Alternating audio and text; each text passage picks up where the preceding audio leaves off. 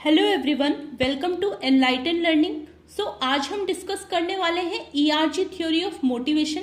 साथ ही हम डिफरेंशिएट करेंगे between Maslow need hierarchy theory and ERG theory of motivation. Again ये डिस्कशन होने वाला है आपका हिंदी लैंग्वेज में एंड आपको कंटेंट प्रोवाइड करूंगी मैं इंग्लिश में, ताकि ये video Hindi and English both mediums के लिए बेनिफिशियल हो सके। चलिए स्टार्ट करते हैं ईआरजी थ्योरी ऑफ मोटिवेशन। देखिए, मोटिवेशंस की थ्योरी को 4 पार्ट्स में क्लासिफाई किया गया था, जिसमें से आपका फर्स्ट हो जाता है content theory of motivation.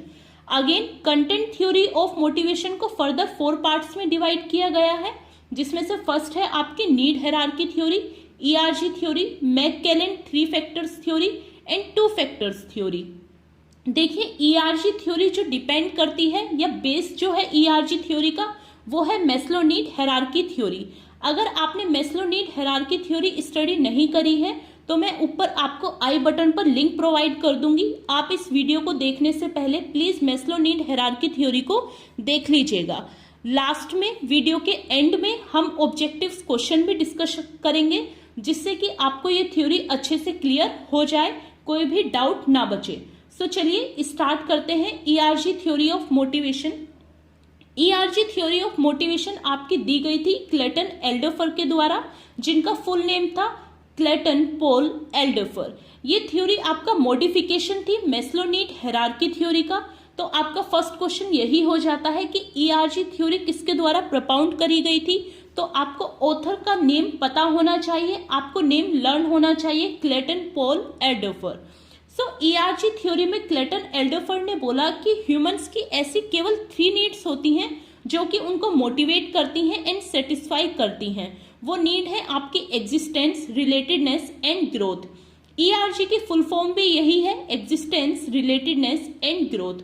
Maslow need hierarchy theory में 5 नीड्स दी हुई थी, 5 ऐसे एलिमेंट्स बताए थे जो कि ह्यूमंस को सेटिस्फाई करते हैं, मोटिवेट करते हैं। वहीं ईआरजी में केवल 3 एलिमेंट्स हैं और इन 3 एलिमेंट्स में मैस्लो के 5 एलिमेंट्स समाहित हो जाते हैं, समराइज हो जाते हैं।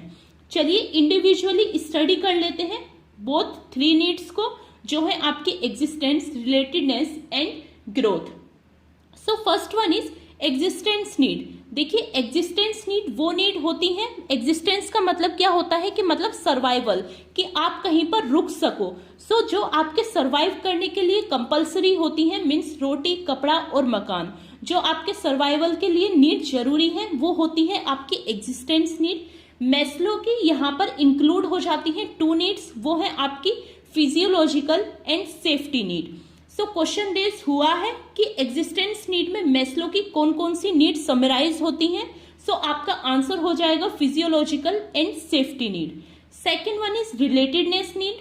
रिलेटेडनेस नीड को आप रिलेशन से लर्न रख सकते हो, मीन्स ऐसी नीड जहां पर एम्प्लॉय चाहता है कि उसको लोग जाने, पहचाने, उससे रिलेशन बिल्डअप करें। ये होती है आपकी रिलेटेडनेस नीड। रिलेटेडनेस नीड में मैस्लो की अगेन 2 नीड्स समराइज होती हैं, वो है आपकी self esteem and love belongingness, mean social need. Self esteem need कौन सी होती है, वो होती है यहाँ पर एक्सटर्नल। देखिए, सेल्फ एस्टीम नीड 2 टाइप्स की होती हैं, external and internal. External needs वो होती हैं जब पर्सन केवल दूसरों को सेटिस्फाई करने के लिए, केवल दूसरों को शो ऑफ करने के लिए किसी भी काम को करता है। मान लीजिए मेरे पास ऑलरेडी कोई फोन है, बट मैं अपना शो ऑफ करने के लिए, रिस्पेक्ट बढ़ाने के लिए, सोसाइटी में अपनी प्रेस्टीज बढ़ाने के लिए मैं अगेन फर्दर कोई फोन ले लेती हूँ, जिसकी जो प्राइस होगा वो करीबन 1 लाख के अराउंड होगा, मीन्स एप्पल का मैं कोई फोन ले लेती हूँ। ये होगा मेरा एक्सटर्नल सेल्फ स्टीम, मतलब कि मैं अपनी एक्सटर्नल ईगो को सेटिस्फाई कर रही हूँ केवल बाहरी लोगों के लिए। क्वेश्चन आता है कि रिलेटेडनेस नीड में मैस्लो की कौन कौन सी नीड इंक्लूड होती हैं। तो आपका आंसर होगा यहाँ पर external self esteem and love belongingness, means social need. Next हो जाता है आपका ग्रोथ, मीन्स यहाँ पर आपकी मैस्लो की 2 नीड्स फर्दर इंक्लूड होंगी। वो नीड्स होंगी आपकी सेल्फ एस्टीम, यहाँ पर इंटरनल आ जाएगी, and second is self actualisation. Growth में क्या होता है कि पर्सन अपने बारे में सोचना स्टार्ट कर देता है, पर्सन केवल अपनी संतुष्टि पर ही फोकस करता है, उसे बाहरी दुनिया से कोई भी मतलब नहीं होता। सो यहाँ पर आपका इंटरनल आ जाती है। इंटरनल सेल्फ स्टीम वो नीड होती है जब पर्सन केवल अपने बारे में सोचता है, वो बाहरी दुनिया से ताल्लुकात खत्म कर देता है, केवल अपने सेटिस्फेक्शन के जरिए ही वो मोटिवेट होता रहता है। अगर पर्सन अपनी आत्मसंतुष्टि से सेटिस्फाई है तो वो मोटिवेट अपने आप ही होता रहेगा। सो ये 3 नीड्स दिखाई थी ईआरजी थ्योरी में। वही मैस्लो में 5 नीड्स दिखाई थी। एग्जिस्टेंस में आपकी आ जाती है physiological and safety need. Relatedness में आपकी इंक्लूड होती है love and belongingness means social and self esteem external need. Growth में आपकी इंक्लूड हो जाती है self actualisation and self esteem internal needs. So ये आपकी 3 नीड्स थी जो ईआरजी मॉडल में दर्शाई गई हैं। सो चलिए अब स्टडी कर लेते हैं, डिस्कस कर लेते हैं कि क्या डिफरेंस होता है एल्डरफर्ड नीड थ्योरी के बीच में and Maslow need hierarchy theory के बीच में। Means ERG theory and Maslow need hierarchy theory के बीच में क्या क्या डिफरेंस है। सो चलिए डिस्कस कर लेते हैं। आपका फर्स्ट डिफरेंस यही हो जाता है कि जो मैस्लो ने अपनी हायरार्की दी थी वहां पर 5 नीड्स बताई थी, वहीं जो ईआरजी थ्योरी में मीन्स एल्डरफर्ड ने जो आपकी हायरार्की दी है वहां पर केवल 3 नीड्स के बारे में ही डिस्कशन किया हुआ है। ये देखिए आपके 5 नीड्स हैं, physiological, safety, social, internal esteem need and self actualisation. ये 5 नीड्स जो दी हुई हैं ये मैस्लो के द्वारा दी हुई हैं। वही 3 नीड्स जो आपकी एग्जिस्टेंस, रिलेटेडनेस एंड ग्रोथ जो आपकी ये नीड है ये ईआरजी मॉडल की नीड है, एल्डरफर्ड के द्वारा दी गई है। तो फर्स्ट डिफरेंस आपका यही हो जाता है। Second difference, Maslow theory at point of time only one need can be cause of motivation. Maslow ने बोला कि एक टाइम पर आपको केवल एक नीड ही सेटिस्फाई कर सकती है। मीन्स यदि आप फिजियोलॉजिकल नीड पर हैं और आपकी वो नीड सेटिस्फाई नहीं हो रही है तो केवल आप उसी नीड पर ही डटे रहेंगे, आप नेक्स्ट नीड पर मूव नहीं कर सकते। और अगर ये नीड आपकी सेटिस्फाई हो जाती है तो ये नीड आपको मोटिवेट करना बंद कर देगी। वहीं ईआरजी ने बोला कि जरूरी नहीं है एक टाइम पर केवल एक ही नीड सेटिस्फाई हो, मोर देन वन नीड भी सेटिस्फाई हो सकती है। तो ये आपका सेकंड डिफरेंस हो जाता है। मोस्ट इंपोर्टेंट आपका थर्ड डिफरेंस है कि इंडिविजुअल केवल एक नीड पर डटा रहेगा, जब तक वहां से वो सेटिस्फाई नहीं हो जाता वो आगे मूव नहीं कर सकता। मीन्स अगर आपकी फिजियोलॉजिकल नीड सेटिस्फाई नहीं हुई तो आप सेफ्टी नीड पर जंप नहीं कर सकते as per Maslow need hierarchy theory. Means जो आपकी हायरार्की है वो स्टिफ है, वो चेंज नहीं हो सकती। आपको सेकंड नीड पर जाने के लिए फर्स्ट को सेटिस्फाई करना ही पड़ेगा। वहीं ईआरजी थ्योरी में बोला गया कि जरूरी नहीं है कि आपको सेकंड नीड पर जंप होने के लिए लास्ट नीड को फुलफिल करना हो। यहाँ पर कॉन्सेप्ट दिया गया फ्रस्ट्रेशन एंड रिग्रेशन का।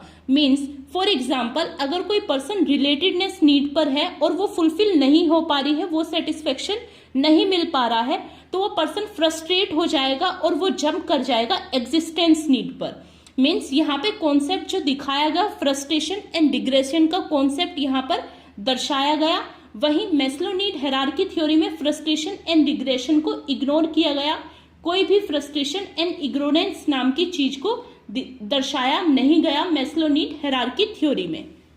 नेक्स्ट आपका डिफरेंस हो जाता है, मैस्लो ने बोला जो आपकी हायरार्की है यूनिवर्सल है।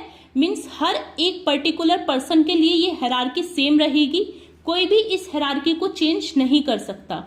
वहीं ईआरजी थ्योरी में एल्डरफर्ड ने बोला कि जरूरी नहीं है कि आपकी हायरार्की सेम रहे, ये पर्सन टू पर्सन वेरी करती है। हो सकता है कोई सेल्फ एक्चुअलाइजेशन नीड पर ज्यादा फोकस करता हो as compare to safety need. Means किसी को अपनी आत्मसंतुष्टि ज्यादा प्यारी हो, उसे सेफ्टी की कोई परवाह नहीं है। सो ये आपका वेरी करेगा पर्सन टू पर्सन, कोई भी नीड यहाँ पे यूनिवर्सल नहीं होगी, हर किसी के लिए नीड अलग अलग होगी।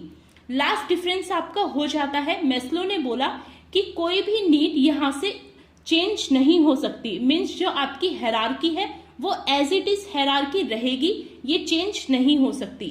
ईआरजी ने बोला कि ये डिपेंड करता है सिचुएशन पर, चाहे तो चेंज हो सकती है। मीन्स अगर किसी की रिलेटेडनेस नीड कंप्लीट नहीं हो रही है, सेटिस्फाई नहीं हो रही है, तो वो पर्सन चाहे तो जंप कर सकता है एग्जिस्टेंस नीड पर, ग्रोथ नीड पर। सो ये आपका पूरा मॉडल था ईआरजी थ्योरी का। आपने देखा कि पूरा मॉडल डिपेंड करता है मैस्लो नीड हायरार्की थ्योरी पर। सो आपको ईआरजी थ्योरी पढ़ने से पहले मैस्लो नीड हायरार्की थ्योरी का बारे में पता होना चाहिए, पूरी नॉलेज आपको होनी चाहिए। मैस्लो ने जहां 5 एलिमेंट्स ऑफ नीड बताए थे मोटिवेशन के, ईआरजी थ्योरी में केवल 3 मोटिवेशन नीड्स बताई हैं। मैस्लो ने जहां फ्रस्ट्रेशन एंड रिग्रेशन को इग्नोर किया, वहीं ईआरजी ने फ्रस्ट्रेशन एंड रिग्रेशन को एज्यूम किया, उन्होंने इस पर गौर फरमाया। सो ये आपके बेसिक डिफरेंस हो जाते हैं। चलिए कुछ क्वेश्चंस डिस्कस कर लेते हैं ईआरजी थ्योरी के, जिनसे आपको ईआरजी थ्योरी अच्छे से क्लियर हो जाएगी। सो आपका फर्स्ट क्वेश्चन है, the ERG in Alderfer's ERG theory stand for, means ERG theory की फुल फॉर्म क्या है? Eager, ready and growing, existence, relatedness and growth, existence, ready and great, eager, relatedness and growth. Video को pause कर answer देने की कोशिश कीजिएगा। देखिए मैंने आपको बताया था 3 नीड्स है ईआरजी, फुल फॉर्म याद होनी चाहिए, existence, relatedness and growth. So आपका इसका आंसर हो जाएगा answer B, existence, relatedness and growth.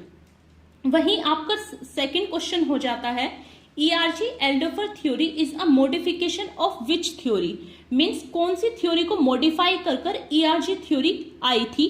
So video को पॉज कर आंसर देने की कोशिश कीजिए। सो आपका आंसर हो जाता है यहाँ पर डी, नीड हायरार्की थ्योरी को मॉडिफाई कर ईआरजी थ्योरी आई थी। नेक्स्ट क्वेश्चन नंबर 3 है, ERG theory of motivation is given by, most easiest question है, ये सभी को पता होगा जो वीडियो देख रहे हैं। ईआरजी थ्योरी किसने दी थी? सो आपका आंसर है यहाँ पर, सभी देखिए आंसर देने की कोशिश कीजिए। सो आपका आंसर हो जाएगा क्लेटन एल्डोफर। नेक्स्ट क्वेश्चन आपका हो जाता है, growth needs include, means growth needs में आपकी कौन कौन सी चीजें इंक्लूड हो जाती हैं, कौन कौन से नीड इंक्लूड हो जाते हैं मैस्लो की, ये मैंने आपको बताया था, अच्छे से क्लियर करा था। सो वीडियो पॉज कर आंसर करने की कोशिश कीजिए। सो आपका आंसर हो जाएगा B, internal self esteem and self actualisation. देखिए इंटरनल एंड एक्सटर्नल के बीच में कंफ्यूज नहीं होना चाहिए। एक्सटर्नल आपका बाहरी दुनिया का होगा और इंटरनल आपकी आत्मसंतुष्टि होगी। नेक्स्ट क्वेश्चन आपका, ERG theory and Maslow need theory is a part of, means ERG theory and Maslow need hierarchy theory किस थ्योरी का पार्ट है? सो मैंने आपको बताया था स्टार्टिंग में ही, ये आपका कंटेंट थ्योरी ऑफ मोटिवेशन का पार्ट्स हैं। आशा करती हूँ आपको ईआरजी थ्योरी अच्छे से क्लियर हो गई होगी, कोई डाउट नहीं होगा ईआरजी थ्योरी को लेकर। एंड प्लीज ईआरजी थ्योरी देखने से पहले motivation, Maslow need hierarchy theory जरूर देख लीजिएगा। सो मोटिवेशन की सभी थ्योरीज काफ़ी हद तक इम्पोर्टेंट हो जाती है UGC net paper 2 commerce and management के लिए एंड अदर्स एग्जाम्स के लिए भी। सो वीडियो को लाइक करें, शेयर करें एंड सब्सक्राइब करें।